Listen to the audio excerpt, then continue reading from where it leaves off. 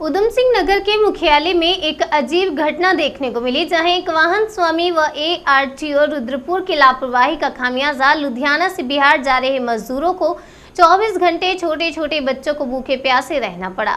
हालांकि बाद में कांग्रेस नेता व मीडिया हस्तक्षेप के चलते इसके बाद पुलिस व विभाग हरकत में आया, तब कहीं जाकर मजदूर अपने गंतव्य स्थानों के लिए रवाना हुए। आपको बताते चले कि विगत दिवस पंजाब के लुधियाना से 2 बसों में मजदूर सवार होकर यूपी को गोंडा व बिहार के लिए अपने बच्चों के साथ रवाना हुए थे, मगर रुद्रपुर में ARTO ने उक्त बसों को रोक लिया और दोनों बसों को सीज कर दिया। बसों को उधम सिंह नगर व रामपुर बॉर्डर पर बने चेक पोस्ट पर खड़ा कर दिया गया। मजदूरी करके अपने घर जा रहे इन मजदूरों पर पैसे ना होने के चलते वहीं बसों पर रुक गए तथा विभाग द्वारा इन मजदूरों पर मानवता के चलते तरस भी नहीं आया। प्रेग्नेंट महिला व बच्चों के साथ महिलाओं ने मच्छरों के बीच रात गुजारी। इतना ही नहीं, इन मजदूरों के पास पैसे ना होने के चलते अपने छोटे छोटे बच्चों के साथ महिलाओं व पुरुषों ने 24 घंटे भूखे प्यासे रहकर अपना समय व्यतीत किया। साथ खड़ी है। ठीक है। क्या नाम है आपका? मेरा नाम प्रदीप कुमार मंडल। कहाँ के रहने वाला हूँ? कोरोना में देखा क्या मामला हुआ था? आपको क्यों रोका गया था? हम लोग पंजाब से जा रहे थे घर बिहार और लुधियाना से आगे बैठे हैं बस राष्ट्रीय पे नंबर है और सारा राष्ट्रीय हमारा नंबर लोग के माध्यम से लुधियाना में बस पे बैठा है। प्रदेश जुड़ जाता उसके बाद यहाँ आकर के RTO ने रोक लिया। कल 12 बजे एक आदमी कॉल करेगा फिर उसी टाइम से फिर बोल भी रहा है कार्रवाई कि होगी। छूट जा रहा है, इसकी छूटते कोई जा रहा है, शोषण कर रहा छूटते जा रहा हो, है। अभी वो तक कर रहा हम लोग भूखे प्यासे वो मर आपको रहे नंबर आपको मिल हैं जाएगा। रात में, ताकि बारिश भी हुई है। मच्छर में पूरा परिवार हम लोग गुजारे हैं। और बगल में गुरुद्वारा था, वहाँ से आया आदमी बंदा लेकर के खाना खिलाया। उसके बाद अभी हमारे कांग्रेस पार्टी का अध्यक्ष आए हैं, उसने आकर के यहाँ जब सारे बात रिपोर्ट की है तो अभी सारे लोग पहुँच रहे हैं। अब हम लोगों को जाने की तैयारी कर रहा है। बिहार कैसे जाएगा ये लोग, हम लोग भेजने की तैयारी रखा है। सर, वही जानना चाहूँगा, आज ये RT चेक पोस्ट पर क्या मामला था? आपको क्यों आना पड़ा? देखिए, आज ये मजदूर रुद्रपुर के चेक पोस्ट पर फंसे हुए हैं। मैं तो फंसे हुए क्या कहूँ, इनको ये बंधक बनाए हुए गए हुए हैं। इनको कल 12 बजे से यहाँ पर बंधक बनाया हुआ है। ये अपने घर जा रहे थे, लुधियाना से चलकर बिहार इनको पहुँचना था, लेकिन RTO ने किसी पेपर की वजह से इनकी बसों को सीज किया गया। ये 300 मजदूर, जिनमें हमारी बहुत बुजुर्ग महिलाएं, हमारे बड़े विकलांग साथी, प्रेग्नेंट महिलाएं और ये छोटे छोटे बच्चे, ये कल से भूखे प्यासे यहाँ पे मर रहे हैं। जैसी हमें हमारा असंगठित कामगार कांग्रेस का जो टोल फ्री राष्ट्रीय नंबर है, उसके माध्यम से हमें सूचना मिली, तो मैं इनके बीच में पहुंचा तो इनके हालात देखकर मैं दंग रह गया कि उत्तराखंड देवभूमि में बाहर के प्रदेश के आदमियों का ये हाल इस सरकार के द्वारा किया जा रहा है। इस सरकार के अधिकारियों ने अपनी मानवीयता भी खो दी, इंसानियत भी खो दी।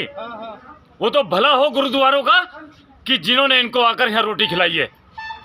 मैं उनका शुक्रगुजार करता हूँ कि इन मजदूरों को उन्होंने रोटी देकर उनको यहाँ पर कम से कम जिंदा रखा हुआ, वरना तो इनके हालात देखने तो ऐसे लग रहा कि हमें इनको हॉस्पिटल में एडमिट कराना पड़ता। तो ये हालात है, आप देखिए, ये भाजपा की सरकार में। मैं आकर मैंने सब कार्रवाई की है, RTO के लिए बात की है, प्रशासनिक अधिकारियों को, सोते हुए को जगाया है कि देखिए ये प्रदेश में और रुद्रपुर में क्या हाल कर रखा है आपके अधिकारियों ने। अब आगे कुछ कार्रवाई हुई है, अब देखते हैं इनको कितनी जल्दी छोड़ते हैं लोग। ऐसी की नहीं है जिससे कि वो लोग अपने गंतव्य स्थानों को जाएंगे, उनका सीधा सीधा आरोप है। उसमें हम लोगों ने कल दोपहर में प्रवर्तन के दौरान इन दोनों गाड़ियों का पीछा किया था। गदरपुर से पीछा किया था, रुद्रपुर 3 पानी पे पकड़ा था दोनों गाड़ियों को। संकेत देने पे भी इन दोनों गाड़ियों ने, ड्राइवरों ने नहीं रोका। इनको फिर रुद्रपुर चेक पोस्ट पे सीज कर दिया गया। मौके पर इनके द्वारा कोई प्रपत्र प्रस्तुत नहीं किए गए। प्लस एक गाड़ी में 55 सीटर गाड़ी में 110 सवारी ओवरलोड थी और दूसरी गाड़ी में भी 75 सवारी थी, जो कि बहुत ज़्यादा ओवरलोड थी। गाड़ी की कंडीशन भी बहुत ख़राब थी, गाड़ी की फिटनेस भी नहीं है, गाड़ी के पास परमिट भी नहीं है, गाड़ी के पास टैक्स भी नहीं है।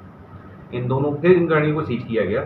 दूसरा, इनको बोला गया, पहले तो इन गाड़ी वालों को, लेबरों को जो बोला गया कि जो अपने गंतव्य स्थान पे जाना चाहते हैं वो जा सकते हैं, यहाँ से इनके लिए बसों की व्यवस्था करवा दीजिए कि रामपुर वगैरह छुड़वा दिया जाएगा।